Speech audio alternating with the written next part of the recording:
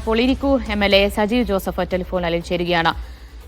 MLA, താങ്കൾ അറിഞ്ഞിട്ടുണ്ടാകും jail ചാടിയ Govindachami jail ചാടിയ വിവരം. അത് എത്രത്തോളം ഞെട്ടലുണ്ടാക്കുന്ന ഒരു കാര്യമാണ്. ഇപ്പോൾ ഏതൊക്കെ രീതിയിൽ അന്വേഷണം തെരച്ചിലൊക്കെ നടന്നു വരുന്നുണ്ട് എന്നെ സംബന്ധിച്ച് എന്തെങ്കിലും വിവരങ്ങളുണ്ടോ?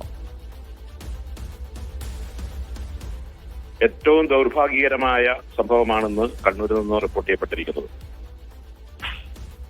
ഈ സംഭവം കേരളത്തിലെ നിയമവ്യവസ്ഥയ്ക്കും നമ്മുടെ ഭരണകൂടത്തിനും ആഭ്യന്തര വകുപ്പിനും ഏറ്റവും നാണക്കേടുണ്ടാക്കിയ, നാടിന് തന്നെ നാണക്കേടുണ്ടാക്കിയ ഒരു സംഭവമാണ്. ഇക്കാര്യത്തിലെ വീഴ്ചകളെ സംബന്ധിച്ച് അടിയന്തര പരിശോധന നടത്തണം.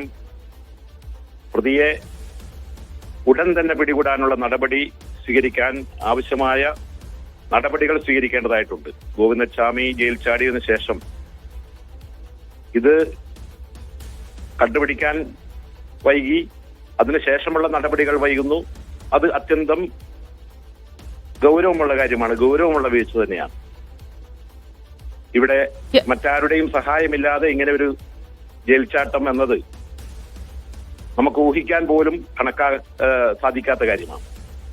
ഇത് സംബന്ധിച്ചൊക്കെ വിശദമായ അന്വേഷണം നടത്തി ഇതിലെ വീഴ്ചക്കാർക്കെതിരെ നടപടി സ്വീകരിക്കുക.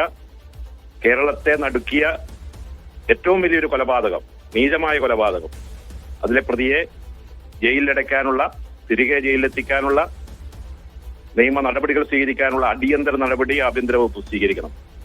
കേരളത്തിലെ ജനങ്ങളുടെ വലിയൊരു പ്രതിഷേധമാണ് ഈ സംഭവത്തിലുണ്ടായിരിക്കുന്നത്. ഭരണകൂടം ഉണർന്ന് പ്രവർത്തിക്കണം എന്ന് ആവശ്യപ്പെടുകയാണ്. നന്ദി ശ്രീ സജീവ് ജോസഫ് MLA പ്രതികരിച്ചതിന്.